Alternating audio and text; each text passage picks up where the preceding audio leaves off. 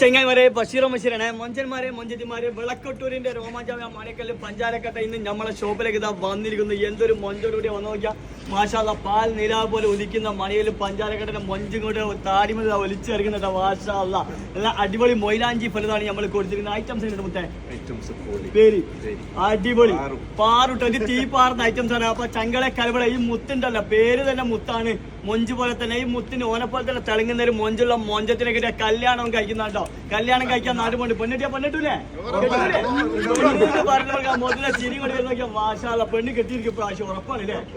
അവിടെ കൂടെ വേറെ മാണിക്കല്ലേ നിങ്ങളുടെ പേരെന്താണ്? ഏടെ നാട്ടില് വാണിമേലിലെ മുത്ത് മുഹമ്മദ് ഖാൻ മാഷാള്ള പട്ട താടിയായിട്ട് വന്നിരിക്കുന്ന പാൽ നിലാപോലെ ഒഴിക്കുന്ന മണിക്കകളിൽ നല്ല അടിപൊളി കുട്ടുമ്പക്കൂട്ടാണ് കൊടുത്തത്. ഏതാണ് കുട്ടുമ്പക്കൂട്ടു? അടി പൊളിക്കണ്ടേ? പൊളി ചീറും സാധനം അല്ലേ.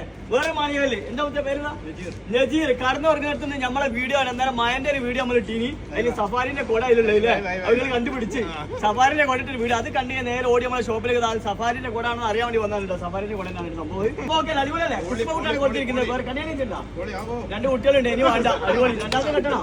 വേണ്ട ഒന്ന് മതി. വേറെ മാണിയൊക്കെ നിങ്ങൾ വേറെന്താണ്? മനാഫ് നോക്കിയ മനാഫ് ഇറങ്ങിയപ്പോ ഞാൻ നോക്കിയിട്ട് മൊഞ്ചി നമ്മളെ ഷോപ്പിൽ ഇത്രയും മൊഞ്ചിൽ ആദ്യമായിട്ടാണ് വരുന്നത്. മാഷാ അല്ലാ വട്ടത്താടിയായിട്ടല്ലേ. എങ്ങനെ ഐറ്റംസ് ഉണ്ട്?